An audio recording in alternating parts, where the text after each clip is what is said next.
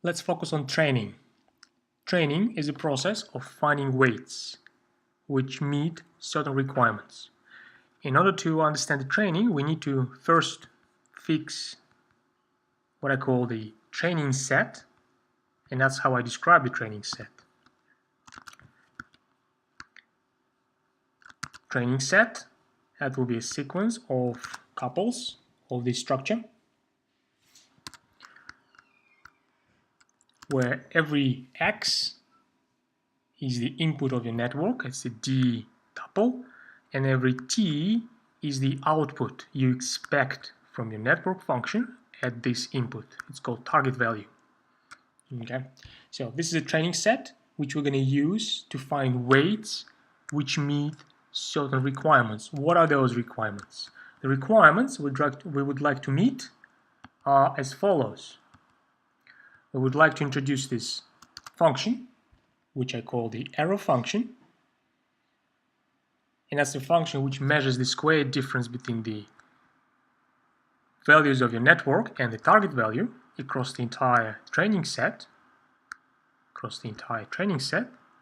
So the weights which we are looking for, these are the weights which minimize this error function. At this stage, I'd like to mention that even though I never mentioned this before, and even though I never explicitly shown this, your network function also depends on weights. And after you constructed your error function, and the dependence on the input is fully eradicated because you took the sum of over the entire training set, all what's left on the dependent side is the weights. So your error function, even though again this is not shown in the notations, it's the one which depends on the entire set of weights. And when we aim to minimize this function, we're going to look for the set of weights which minimize this error function. How do we find those weights which minimize the error function? This is done in a process known as gradient descent. So what happens is this: you run this process in cycles, and you do a large amount of these cycles. One single cycle is called epoch. So you run this epoch, which equals to cycle, which is a synonym to cycle, and one cycle consists of the following. Or in fact, before you start your cycles, you initialize your weights to some random values. That's the first step in your training. And then you run these epochs. One epoch does the following. It computes